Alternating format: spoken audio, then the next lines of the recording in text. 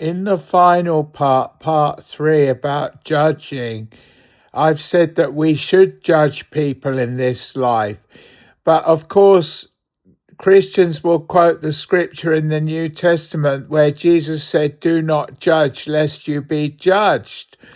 Well, that means that we shouldn't be judging people as though to condemn people or to not give them a chance. And we shouldn't be thinking what we think is what God thinks.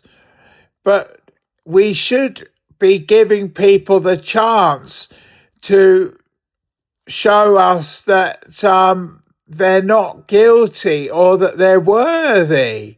And that's why Jesus said, "Do not judge lest you be judged." What he means is do not condemn lest you be condemned. But we are supposed to judge people. We are supposed to know what we think about people so that we can be righteous. Because if somebody is worthy of our praise or our acceptance or our friendship, we should honor God and give it to them.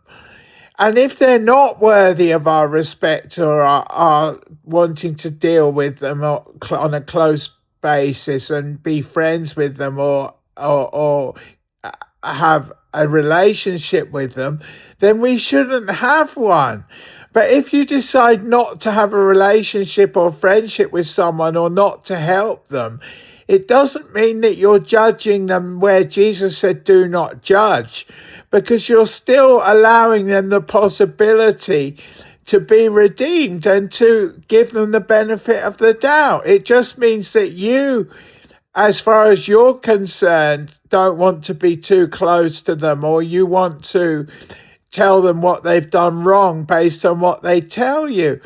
But when Jesus said, "Do not judge lest you be judged," he was saying about people you're not sure about and judging them by your own bigoted ethoses, which are selfish, to impose restrictions on somebody based on your own bent or your own prejudices. So Jesus said, "Do not judge lest you be judged," in a different context to the judgment that we're all supposed to have of one another, because we're supposed to judge people in this life because there's going to be a final judgment in the afterlife. And that's the relationship, because if you don't judge someone, you don't know how to treat them. You don't know if to give them a job, if to reward them, if to be friends with them, if to give them a cake on their birthday, or if to ignore them, if to be friends with them, if to say you're not going to speak to them.